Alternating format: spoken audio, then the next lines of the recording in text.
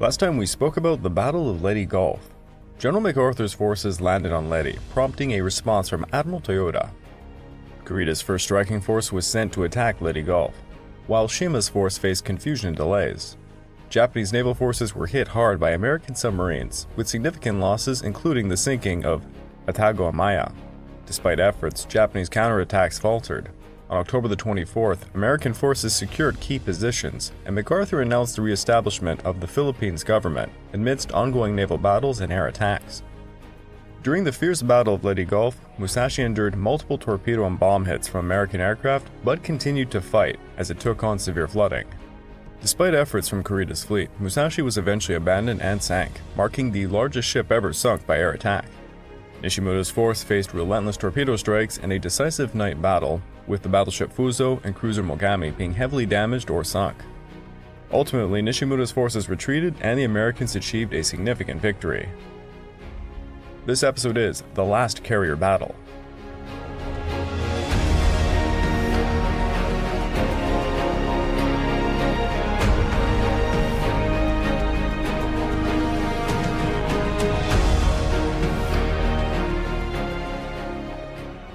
Welcome back to the Pacific War podcast week by week, and I'm your dutiful host, Craig Watson. But before we begin, I just want to remind you all that this podcast is only made possible through the efforts of Kings and Generals over at YouTube. Perhaps you want to learn a bit more about World War II? Kings and Generals has an assortment of episodes on World War II, and so much more, so give them a look over at YouTube. So please subscribe to Kings and Generals over at YouTube and continue to help us produce this content by checking out www.patreon.com/kingsandgenerals. And hey, don't forget about our sister podcast over at The Age of Conquest, The Fall and Rise of China podcast, written and narrated by me. And if after all of that, if you're still hungry for some more history, why don't you check out my personal channel, the Pacific War channel, found at YouTube and all major podcast platforms. For podcasts, I just released a top 10 generals of the Roman Republic. Yes, I know, a bit different. And over on YouTube, I just released an episode covering the Battle of Ruhe, with animation provided by a new animator, who I've been funding using my new YouTube membership and my Patreon account, which can be found at www.patreon.com/thepacificwarchannel.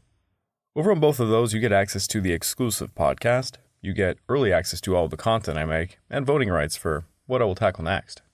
The latest exclusive podcast going up over there is The Role of France During the Pacific War. So please go check it out. Where we last left off during the Battle of Ley Gulf, the 10th and 24th Corps had established successful beachheads at Palo Tacloban and Dulag. In response, Admiral Toyoda launched Operation Shogo, mobilizing the full strength of the Imperial Japanese Navy to eliminate enemy warships and transports in the sea. However, after losing 3 heavy cruisers and submarines, Admiral Kurida's first striking force faced severe damage from Admiral Mitscher's Task Force 38, culminating in the sinking of the battleship Musashi by the end of October the 24th. Shortly after the Sibuyan Sea engagement, Admiral Nishimura's Force C was annihilated by Admiral Kinkaid's 7th Fleet at the Surigao Strait. Despite these setbacks, Admiral Shima's second striking force was approaching the area. Meanwhile, the Americans had identified Admiral Ozawa's decoy force by the end of the day.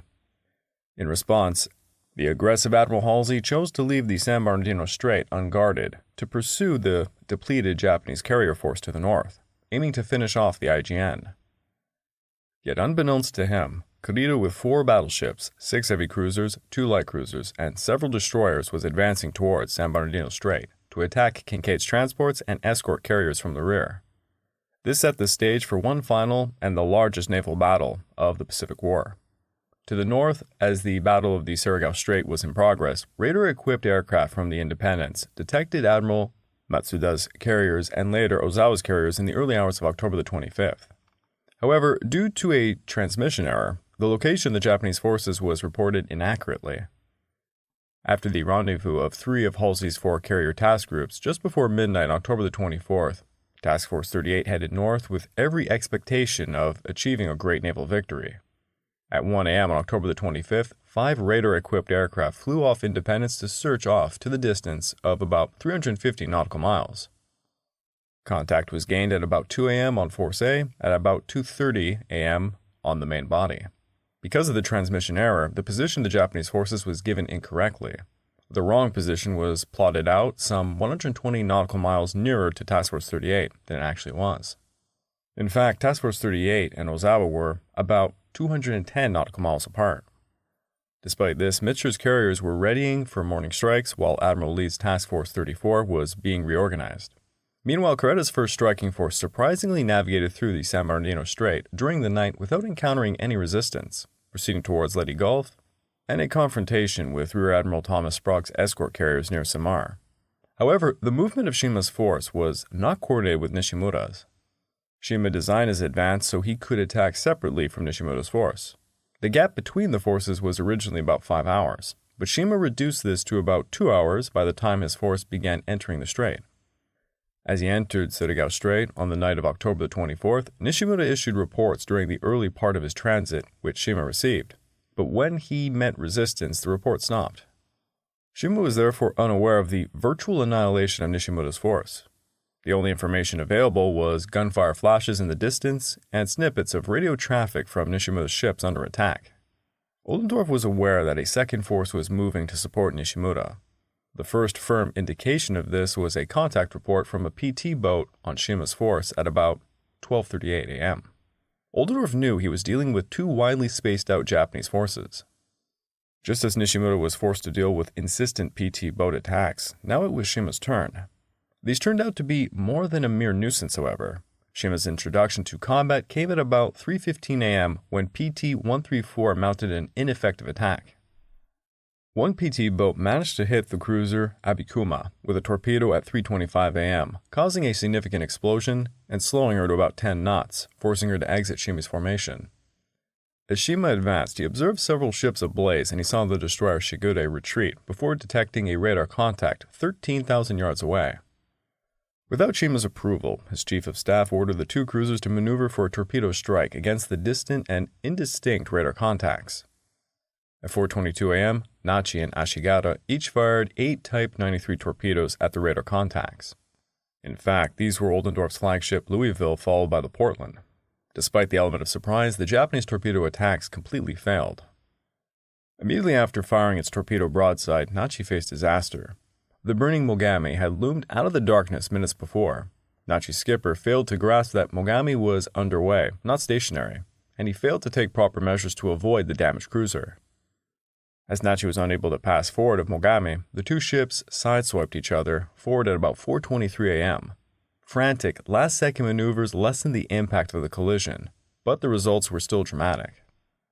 Nachi took the worst of it, suffering a large gash in her bow, at the waterline on her port side. Damage to the bow reduced her speed to about 18 knots. Shima's 4 destroyers then continued north but failed to locate any more targets. Fearing inevitable destruction, Shima decided to retreat south at 4:35 a.m. Although Oldendorf had dispatched his cruisers and destroyers to pursue the fleeing Japanese, his forces did not aggressively pursue, allowing Shima to escape. In the end, Oldendorf's pursuing cruisers only managed to catch the damaged Mogami and the Yasugumo, which they unsuccessfully attacked at 5:29 a.m. Despite sustaining additional hits, the Mogami continued to fight, escorted southwest by the destroyer Akibomo. The Yasugumo, however, came under attack again at 7:02 a.m. and then would sink 19 minutes later. As Yasugumo slipped under the waves, all that was left of Nishimura's force was hundreds of survivors in the water. Rescue efforts by at least 4 American destroyers resulted in only a handful being picked up. When one of Oldendorf's destroyer skippers asked at 7:35 a.m. what to do with the hundreds of men still in the water, Oldendorf simply replied, "Let them sink." Japanese survivors who reached shore were in many cases killed by the local inhabitants. While it seemed the Mogami might escape, Sprague's Taffy 1 group carriers launched their first strikes before 6 a.m. 4 Avengers attacked the cruiser at 7:41 but failed to score any hits. At around 8:40, 21 aircraft also targeted Shima's force but only inflicted minor strafing damage on the destroyer Shinoi. Before Sprague could continue his air attacks, new developments were occurring off Samar as Korea's warships approached Rear Admiral Clifton Sprague's Taffy 3 group. At 6:44 a.m., a lookout from the Yamato made visual contact, though he mistakenly identified the escorting destroyers as heavy cruisers and battleships. Korea's initial orders increased the confusion generated by the first contact at 6:44 a.m. He ordered a general attack at 7:03, meaning that each ship or division proceeded on its own against the Americans. This tactic abandoned any pretense of coordination between the various elements of the first striking force.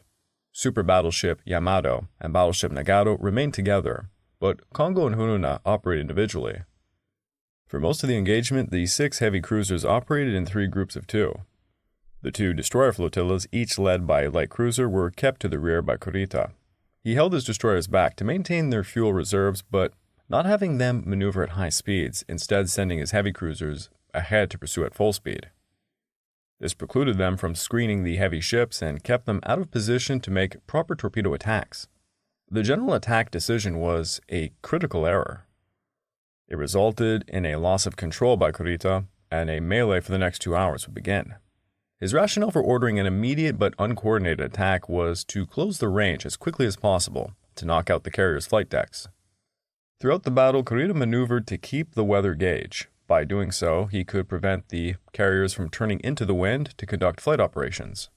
Meanwhile, an Avenger from Katashan Bay sighted Kurita's force at 6:47, following up with radar contact. Despite his surprise, Sprague immediately ordered Taffy 3 to head east, increasing speed to 17.5 knots, directing every ship to lay down smoke, and he launched all available aircraft at 6:55. Realizing the gravity of the situation, Sprague began sending clear text messages at 7:01 a.m. to report his predicament and request assistance. Sprague's main objective was to delay the Japanese forces until reinforcements could arrive. To achieve this, he decided to use smoke screens and continuous air assaults, supported by Taffy 2's aircraft, to hinder Kurita's ships. As Kurita's cruisers advanced north, Sprague opted to maneuver southwest, moving closer to Ley Gulf and the potential assistance from the 7th Fleet. Starting at 7 a.m., Kurita's battleships began firing from long range, with their salvos becoming more frequent and accurate. To mitigate this pressure, Sprague directed his forces into a rain squall from 7:06 to 7:15 a.m.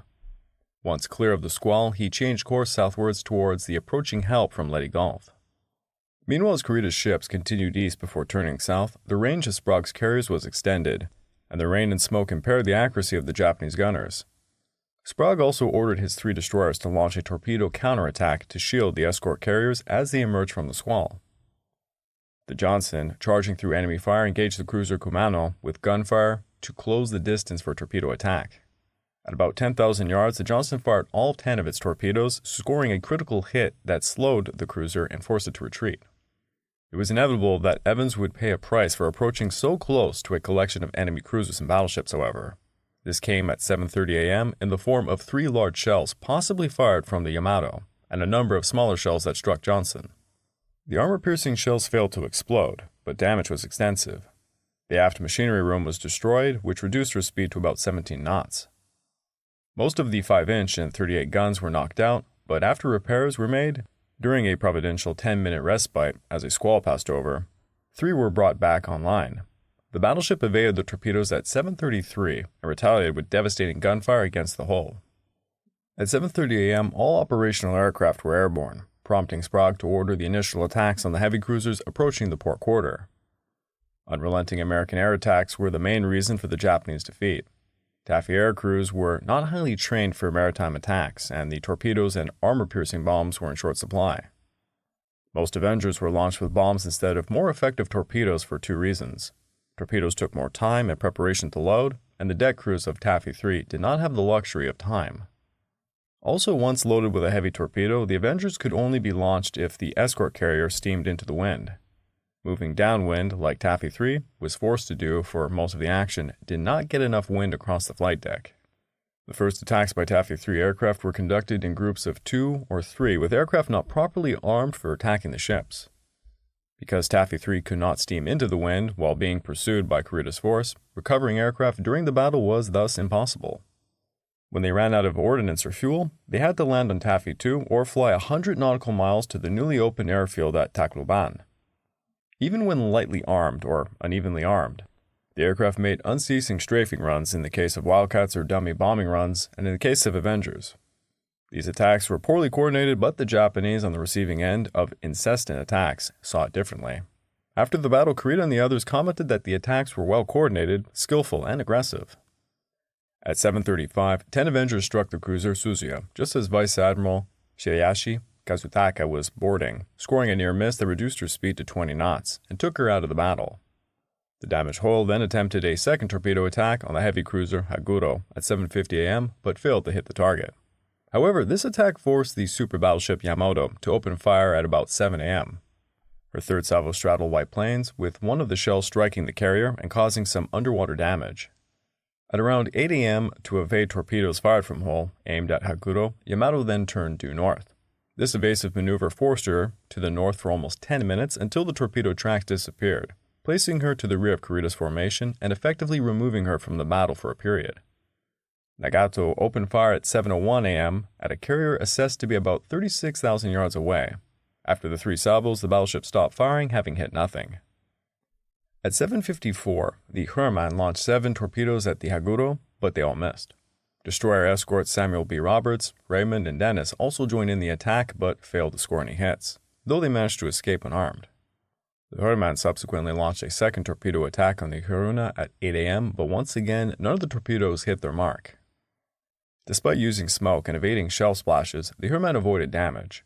The first ship to succumb to the barrage of Japanese shellfire was the crippled Hull. After her run against Haguro, and only able to make 17 knots, she was trapped between the Congo on one side and 4 heavy cruisers to the other. Using every possible method to evade the storm of shells directed against her, Kimberger survived for well over an hour after the first hit was recorded. Hull took as many as 23 hits, but the actual number will never be known, since most passed through the ship without exploding. The final engine was knocked out at about 8:30 a.m., bringing the ship to a halt.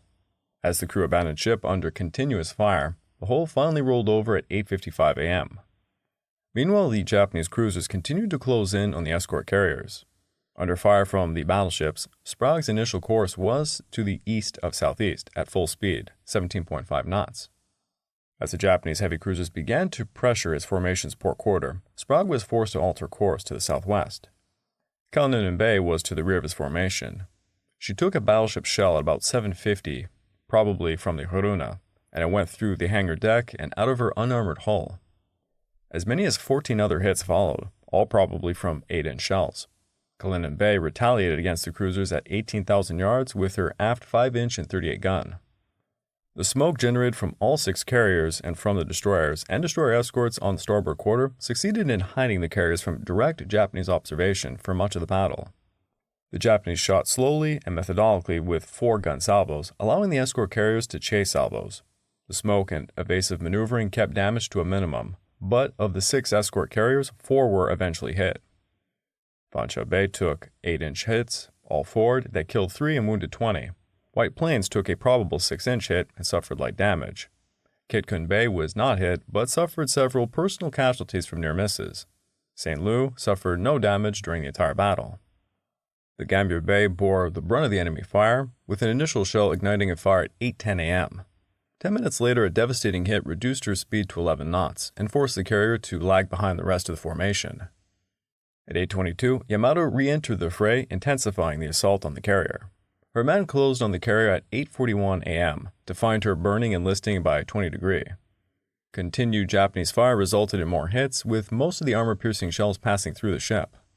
Hit by as many as 26 shells from Yamato, Haruna, and several other cruisers, Gambier Bay went dead in the water at 8:45 a.m. 5 minutes later, the captain gave the order to abandon ship. Gambier Bay capsized at 9 a.m., one of the only 2 carriers sunk by gunfire during the entire war. Meanwhile, at 8:26 a.m., Sprague ordered the destroyer escorts on the starboard side of the formation to position themselves between the carriers and the Japanese heavy cruisers on their port side. As John C. Butler and Dennis engaged the enemy cruisers, the latter sustained minor damage from 2 hits. Samuel B. Roberts also was struck at 8:50 a.m., and at 9 a.m., the destroyer escort was hit by 2 or 3 14-inch shells from the Congo. The large shells tore a huge hole in the side of the ship and knocked out all of her power. A total of 6 shells hit the ship. This prompted an order to abandon ship at 9:10 a.m. for the crew of over 178. Half of them, which is about 89, did not survive. Samuel B. Roberts would sink at 10 a.m. During this time, Rear Admiral Kimura Masatomi instructed his destroyers to launch a torpedo attack at 8:45 a.m., targeting the Kalinin Bay. Fortunately, Johnston detected the new threat and made a daring suicidal charge through the smoke. Evans engaged Yahagi with gunfire at about 7,000 yards, and several hits were gained. The Evans engaged the next destroyer in the column, again claiming several hits. Kimura ordered his torpedoes fired from about 10,000 yards, not an ideal range for even the formidable Type 93 torpedo. Yagi launched 7 torpedoes at 9:05 a.m., followed by 3 destroyers beginning at 9:15. Urakaze fired 4, Isokaze 8, and Yukikaze 4.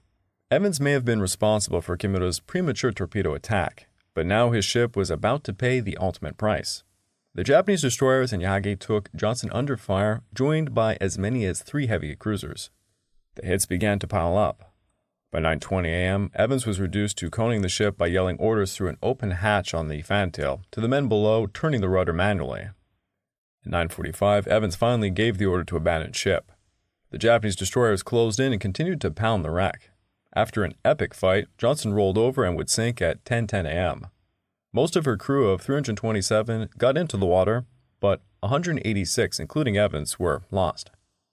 Meanwhile, Rear Admiral Felix Stump's Taffy II group began their strikes against Kurita's fleet, with 15 Avengers and 20 Wildcats successfully hitting the Haguro with a bomb at about 8:25 a.m. 5 minutes later, 6 Avengers and 20 Wildcats from Taffy III joined the forces with 16 Avengers and 8 Wildcats from Taffy II to launch a major assault on the enemy cruisers. At 8:50 a.m., the Chokai was attacked, and at 9:05, it sustained severe damage from a bomb hit. The destroyer, Fujinami, arrived to assist at 10:18 a.m., but by then the cruiser was immobilized. The destroyer evacuated the crew and sank the Chokai with torpedoes. At 8:44 a.m., 4 Avengers targeted the Chikuma, landing a critical torpedo hit that caused significant flooding. With American aircraft focused on the Japanese warships, Kurita decided to withdraw at 9:11, planning to regroup and return to Ley Gulf. Another attack against Suzuya was mounted at 10:50 a.m. by as many as 30 aircraft. This time, a near miss amid-ship turned deadly. Shrapnel from the bomb ignited torpedoes in the starboard forward mount, igniting a fire that caused other torpedoes to explode at 11 a.m. The explosion caused extensive damage to the secondary battery and the machinery, which left the ship immovable. For a second time in the morning, Vice Admiral Shirahashi had to transfer, this time to the Tone. The fires reached the remaining torpedoes with a large explosion resulting at 12 p.m. In turn, this caused the magazine of the secondary battery to explode, and soon the entire ship was an inferno.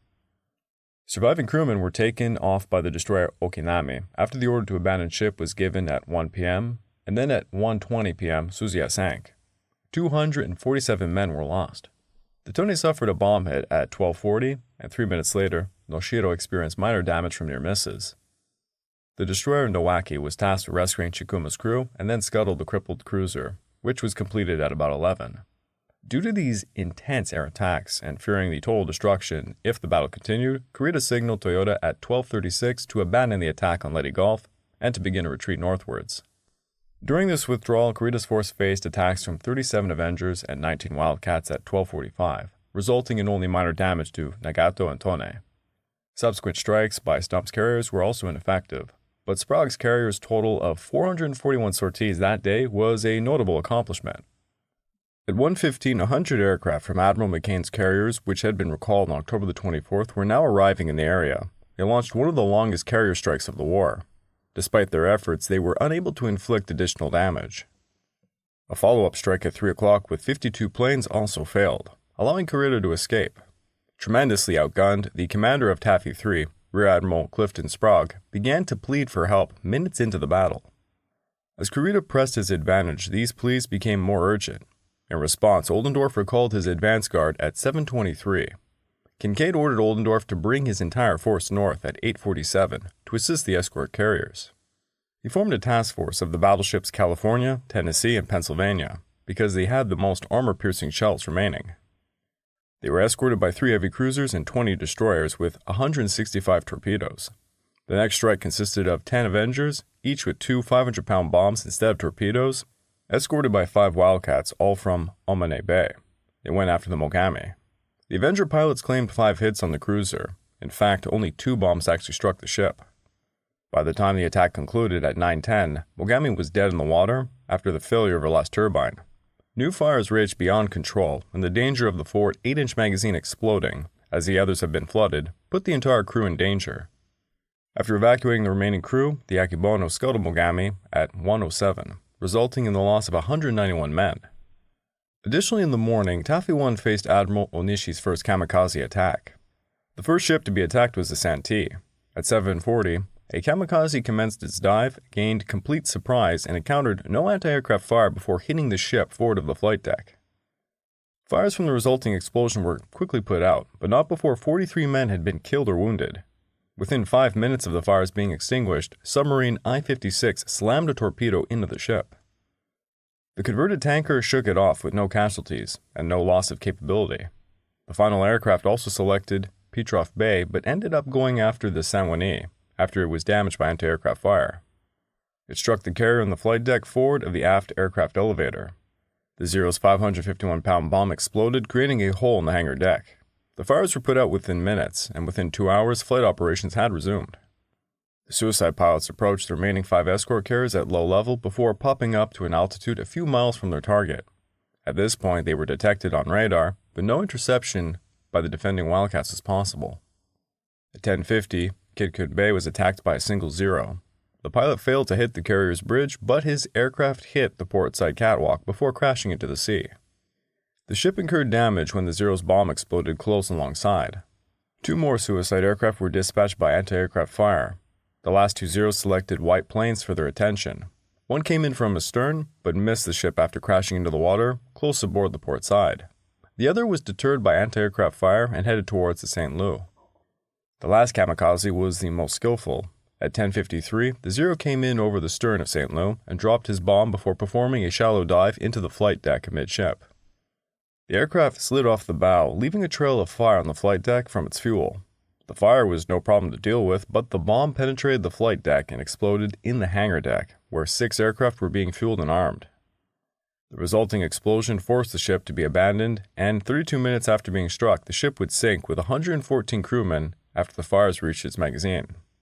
St. Louis was the first ship sunk by a kamikaze attack. At 11:10 a.m., another 4 kamikaze appeared and selected the Caledon Bay for attack. 2 were shot down by anti-aircraft fire. The other pair both scored glancing hits. 1 Zero was hit by anti-aircraft fire, remained in control, and then hit the flight deck at a shallow angle and slid overboard. The second hit the ship with a glancing blow aft. Looking north, despite losing contact with Ozawa's force overnight, Mitscher decided to launch an initial strike of 130 aircraft, led by Commander McCampbell, by about 6 a.m. At the same time, he dispatched search aircraft, which re-established contact with Ozawa's now reunited main body at 7:10. With the American strike directed towards this position, McCampbell's planes successfully located the enemy at 8:10 a.m. and began their assault on Ozawa's carriers. The Japanese were aware of the impending arrival of the initial strike, since radar aboard Zuikaku had detected the American aircraft at 8:04 a.m., about 110 nautical miles to the southwest. 4 Zeros were already on cap. These were joined by the last 9 fighters of Zuikaku. Such a meager cap meant that the survival of Ozawa's ships depended on their ability to throw up accurate anti-aircraft fire and maneuver adeptly under dive bombing and torpedo attack. According to American pilots, Japanese anti-aircraft fire was heavy and began with a display of multicolored explosions at 15 nautical miles, as Ise and the Hyuga fired Sanshiki-dan incendiary shells from their 14-inch main batteries. The small Japanese cap raced towards the approaching American formation, but the escorting Hellcats prevented them from reaching the Helldivers or Avengers. S6 Hellcats claimed 9 Zeros, but 1 Hellcat was shot down as pilot was left in the water to witness the unfolding attack. He was rescued later on. The Helldivers launched their initial attack on the enemy carriers at 8:30, followed by strafing runs from Hellcats and then torpedo attacks from the Avengers. Zuikaku came under attack from dive bombers and torpedo bombers from Intrepid and 2 light carriers. 5 minutes into the attack, Zuikaku was hit by 3 bombs amidship, which created a fire on the lower and upper hangar decks. Just minutes later, a torpedo launched by an Avenger from either Intrepid or the San Jacinto struck the ship on her port side. One of the engine rooms was flooded, and one of the shafts was damaged and had to be shut down. The ensuing flooding caused a severe list, but this was quickly corrected by a manageable 6 degree. The veteran carrier had an experienced and capable damage control team. By 8:50, the fires were extinguished, and 23 knots were restored using the starboard shafts. However, steering was uneven, and the ship's transmitters were out of commission. Since she was no longer suitable as a flagship, plans were made to transfer Ozawa and his staff to the cruiser Oyoda before this could happen. But then the second strike showed up. Zoyo was caught out of formation, launching aircraft when the first attack began. Enterprise's strike group targeted the veteran light carrier, known to her crew as the Lucky Ship, since she had survived 3 earlier carrier battles. Reports from the Enterprise aircrew stated that the carrier was left dead in the water and on fire. In exchange, one Enterprise Avenger was seriously damaged by anti-aircraft fire, and she rolled over the side of the carrier when it landed back aboard. Another Enterprise Hellcat was lost to a zero attack. Intrepid Helldivers also selected Zoyo for an attack and claimed hits. In fact, Zoyo suffered 3 near misses followed by a direct bomb hit at 8:35. The explosion caused fires on the hangar deck, but these were out by 8:55. After the dive bombers did their work, torpedo bombers from the Essex and Lexington attacked Zoyo, but no hits were gained. Light carrier Chitose was crippled early and was the first of Ozawa's carriers to sink. At 8:35, she was attacked by dive bombers from the Essex and Lexington. Helldivers from Essex reported dropping 12 bombs and claimed 8 hits, leaving the carrier burning and listing. In fact, Chitose suffered 3 near misses alongside her port side. This was enough to rupture the carrier's unarmored hull. The resulting flooding knocked out 2 of her boiler rooms and caused a severe 27-degree list. Damage control efforts reduced the list and kept power, but steering was only accomplished by using the engines. At 9:15, progressive flooding knocked out the starboard engine room, and speed fell to about 14 knots. 10 minutes later, flooding caused all the power to be lost, and the list increased to a dangerous 30 degrees. Hyuga was directed to tow the carrier, but her condition was beyond salvage. Chitose sank at 9:37 with the loss of 904 officers and men. Another 601 were saved. Light cruiser Tama was attacked by torpedo bombers from Bellewood and San Jacinto. One torpedo hit the ship in her boiler room, and after emergency repairs, the cruiser was ordered to proceed independently to Okinawa at her best speed of about 14 knots. Oyodo was subjected to an attack and slightly damaged. At 8:48, she was struck by a bomb and 2 rockets with a recorded near miss from bombs. The cruiser's speed was unimpaired.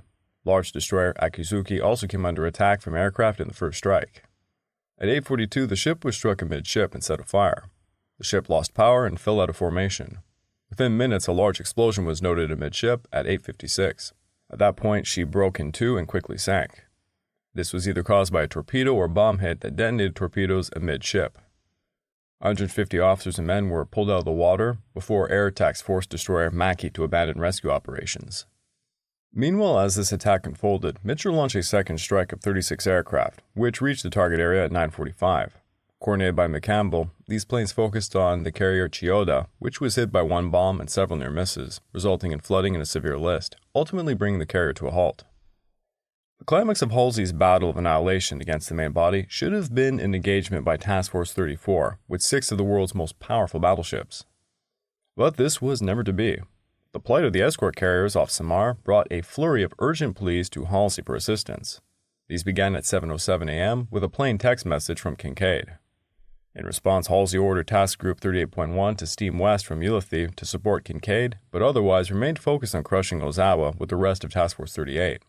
This changed when Admiral Nimitz weighed in at 10 a.m. with an inquiry on the location of Admiral Lee's battleships, which finally prompted Halsey to order Task Force 34, supported by Task Group 38.2, south at 10:15. At this point, Task Force 34 was some 42 nautical miles away from Ozawa's remnants. This order was executed at 11:15 when the battleships turned south, yet the change of orders came too late. Even at their best speed, the battle line could not arrive off San Bernardino Strait until about 1 a.m. on October the 26th. At 1:45 p.m., Task Force 34 also slowed from 20 to 12 knots to fuel destroyers, something that took until about 4:22. By noon, as Ozawa transferred to the Oyoda, Mitchell launched his third strike. Launched between 11:45 and 12, the third strike was the largest and most effective of the day. It was active over the target area from about 1:10 to 2. With some 200 aircraft, 75% of which had taken part in the initial strike that morning. The strike coordinator was Commander T. Hugh Winters from Lexington. By this point, the main body's formation was in complete shambles. 2 carriers were located to the north with a battleship, and it was reported to have 2 cruisers as escort. Another carrier was located some 20 nautical miles to the south, on fire and listing. A second battleship, a cruiser, and a destroyer were nearby by the crippled carrier. Winters ordered Task Group 38.3's 98 aircraft from Essex, Lexington, and Langley to go after the 2 operational carriers. Aircraft from Lexington focused on the Zuikaku. By 11 a.m., Ozawa had departed his flagship and he had transferred to Oyoda. The 9 surviving Zeros on Cap were forced to ditch around 10:30 a.m. So for the rest of the day, the Americans faced no air opposition. Zuikaku worked up to 24 knots shortly after the third strike was spotted at 1:08. The attack by the Helldivers and Avengers was very well coordinated, with the Avengers coming in from both bows in an anvil attack. In less than 10 minutes, Zuikaku was subjected to 6 torpedo hits, 2 on the starboard side and 4 on the port side. The first was hit at about 1:15, that failed to detonate. The last of the 6 hits was at 1:23. Within minutes of the last torpedo hit, the mighty carrier was listing to port by 14 degrees, and was dead in the water with all of her power being lost. In addition to the torpedoes, 4 bombs hit the ship, which resulted in renewed fires on the hangar decks. At 1:27, with the list increasing to 21 degrees, the crew was ordered up the flight deck. The captain gave a final address, and then the ensign was lowered. Finally, after this touch of drama, the crew was ordered to abandon ship at 1:58. The ship rolled over at 2:14 and took the captain, 48 other officers, and 794 enlisted men with her. Essex strike focused on the Zoyo. When aircraft from Task Group 38.4 arrived, including Enterprise's second strike of 6 Hellcats, 10 Helldivers, and 5 Avengers, most were also directed at Zoyo at 1:10, followed by more at 1:30. At 1:17, the carrier was hit by 1 torpedo on her starboard quarter. According to Japanese accounts, 1 small bomb hit the aft elevator, followed by 7 very close near misses, and then 60 more near misses. Bomb fragments caused flooding in the starboard engine room, and it created a 13-degree list. Mitcher's 4th strike, launched at around 1:15, reached the target area by 2:45 and involved 40 aircraft, but only achieved 10 near misses at the Zoyo, and 4 near misses on the battleship Ise. Despite this, the Zoyo ultimately sank at 3:26, with 215 men lost. At 4:10, Mitcher launched his 5th strike with a strong surface force under Rear Admiral Lawrence Dubois, closing in on the Chiyoda to finish her off. Dubois's force first encountered Chiyoda dead in the water with light cruiser Isuzu nearby preparing to rescue survivors. Isuzu quickly fled, leaving the heavy cruisers to open fire on Chiyoda at 4:24, from about 20,000 yards. The carrier responded with her 5-inch dual-purpose guns, but against a stationary target, the American cruisers scored quickly and often. After 50 minutes, the carrier was a mass of flames. A towering column of black smoke marked Chiyoda's final moments. At about 5 p.m., the carrier rolled over. There were no survivors from her 970-man crew. Between 5:10 and 5:40, the 5th strike, consisting of 85 aircraft, targeted the Ise. However, due to pilot fatigue, only 1 bomb hit the battleship, with 34 near misses causing minor flooding. The sister ship, Hyuga, which was positioned south of the main body, experienced 7 near misses but no direct hits. Mitcher then launched a final strike of 36 aircraft at 5:10, which reached the target area about an hour later, but failed to cause further damage. Overall, Task Force 38 executed 527 sorties against Ozawa's force that day, marking the most intense effort by fast carriers against naval targets up to that point. Despite the lack of significant air opposition and heavy but largely ineffective anti-aircraft fire, the results were underwhelming. The limited damage can be attributed to heavy anti-aircraft fire, effective ship maneuvering, and pilot fatigue from previous attacks at Sibian Sea. The battle off Cape Engano was not over yet. As Dubois' mop-up force continued north, they encountered 3 destroyers rescuing survivors from Zuikaku and Zoyo. At 6:52, Dubois' light cruisers engaged the Hatsuyuki, which tried to resist but was ultimately destroyed by intense gunfire, sinking at about 8:59. Dubois ceased his pursuit at 9:30. This decision was timely, as Hatsuyuki's distress calls led Ozawa to advance south with 3 battleships and 1 destroyer at about 8:41. Finding no targets, Ozawa then turned back at 11:30, bringing the battle to an end. But on his retreat, 2 wolf packs were lying await. Although Ise avoided significant damage from the powerful torpedo attack at 6:44, the Tama, already damaged, was not as fortunate. The cruiser was proceeding independently to Okinawa at 14 knots, after taking a torpedo in the first airstrike. Daleo's skipper fired 3 torpedoes from her bow tubes, but they all missed. He quickly lined up another shot with 4 stern tubes. 3 of the 4 hit, and 2 exploded. The damage was catastrophic, causing Tama to break in 2 and quickly sink. There were no survivors from her crew of 450 men. Meanwhile, Halsey had dispatched the fastest ships from his battle line at 4:22, in a last-ditch effort to intercept Kurita's force before it could navigate the San Bernardino Strait. However, they arrived too late, as aircraft from Independence detected Kurita's force moving through the strait at about 9:40. The only ship that did not make it was the destroyer Nowaki, which, overloaded with survivors from Chikuma, was attacked by American forces at about 12:54 a.m. on October the 26th, and it was swiftly sunk by 1:32. During this time, General Kruger's offensive persisted with General Sibert's 10th Corps and General Hodge's 24th Corps making steady progress inland. To the north, cavalry units secured San Juanico Strait, while Colonel Newman's 3rd Battalion captured Hill C and Colonel Chapman's 2nd Battalion took Hill B despite heavy resistance. Additionally, Chapman's 1st Battalion secured Hill 85, and the majority of the 3rd Battalion advanced towards Castilla, 8,000 yards southwest of Palo. Further south, a patrol from the 383rd Regiment reached the Binahan River and linked up with Chapman's Company K. The 382nd Regiment pushed beyond Aslom and Kamohag. Colonel May's Company K attempted but failed to capture Tabotabon. The 17th and 184th Regiments consolidated their newly captured positions on the Buran while sending patrols towards the Gami, and the 32nd Regiment made some headway towards the Buri airstrip but was still unable to capture it. By October the 26th, Shima's 2 heavy cruisers and 2 destroyers had successfully evaded several PT boat attacks and made their escape. However, the damaged cruiser Abikuma, under the protection of destroyer Oshio, was struck by 43 B-24 heavy bombers in the Sulu Sea. Usually high-altitude attacks on ships were totally ineffective, so the bombers came in at an altitude of just 6,500 feet. In the first attack, Abikuma took a direct hit in the area of her bridge at about 10 a.m., and then another one aft. The second group of bombers scored a damaging near miss forward and then a direct hit aft that knocked out the shafts and the steering equipment. The resulting fire spread to the engine rooms and the torpedo mounts located aft. When the fires reached the torpedoes, 4 exploded at 10:37. A third attack at 10:44 brought only near misses. Abukuma was mortally damaged but remained afloat long enough for her 284 crew to leave the ship.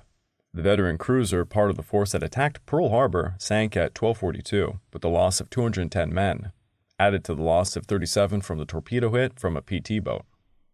As they came in at a lower altitude, Abikuma and Oshio were unable to account for the 3 bombers in this action.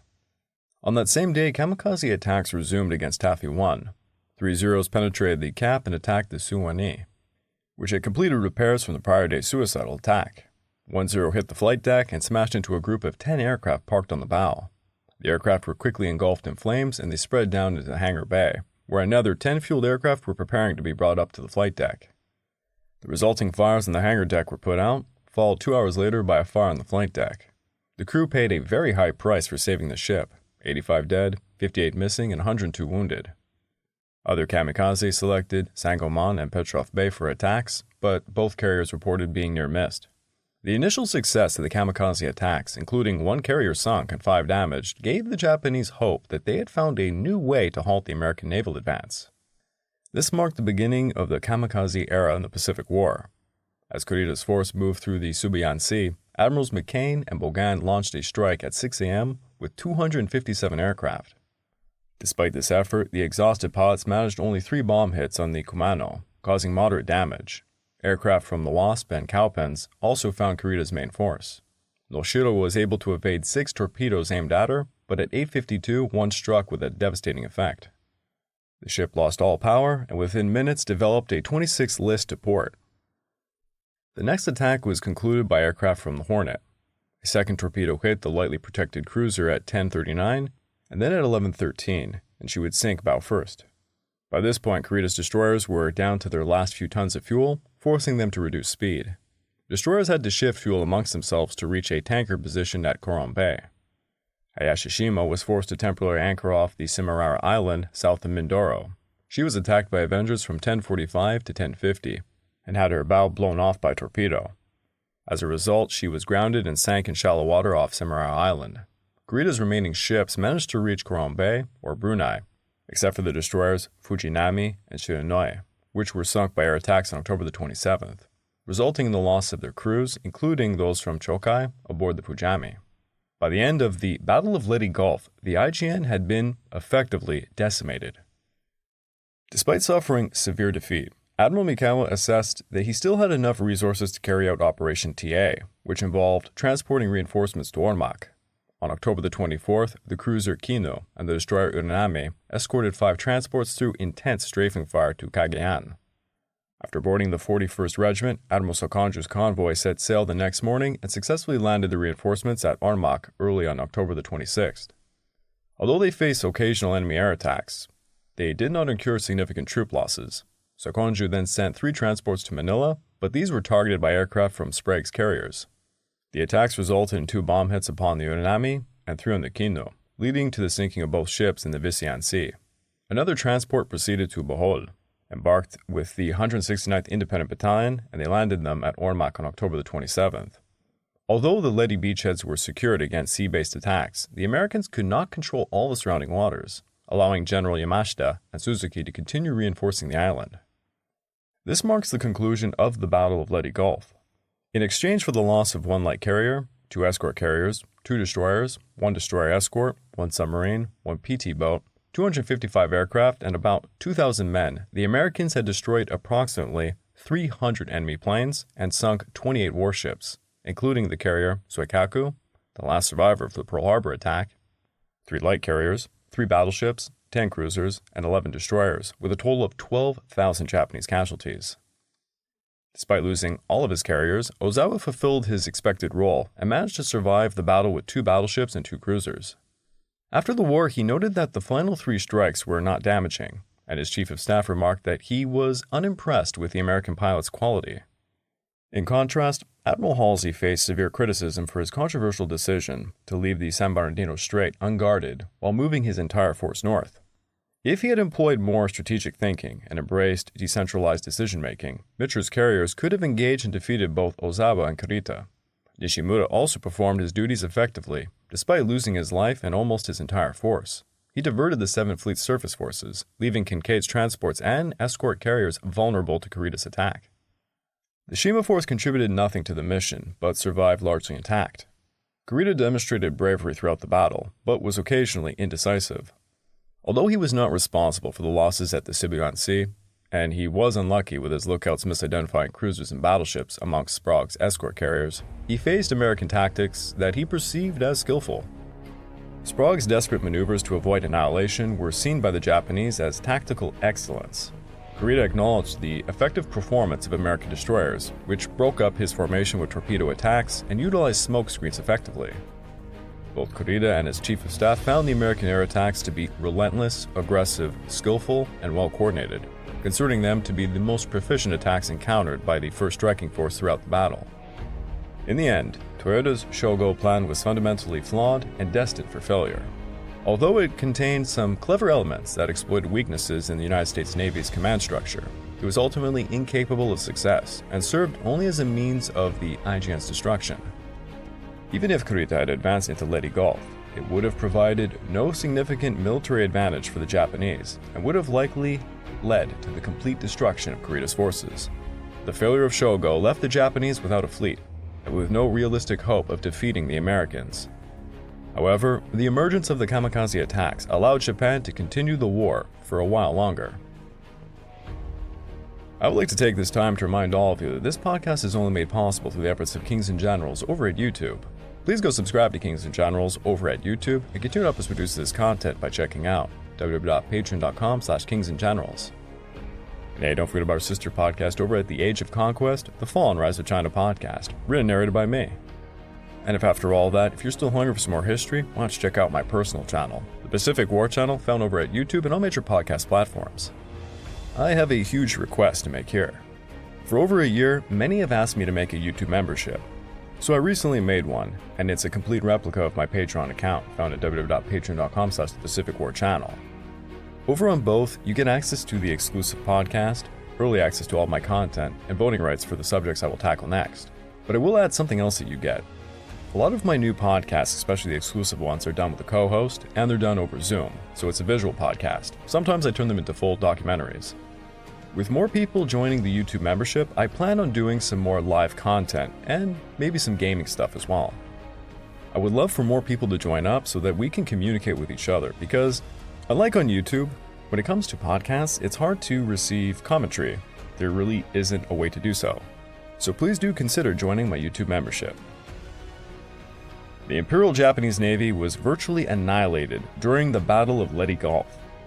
Few of her mighty warships remained, and now she would cling to desperate measures to try and force the Americans to sue for an early peace, to retain pieces of her empire. How long could Japan drag this war on?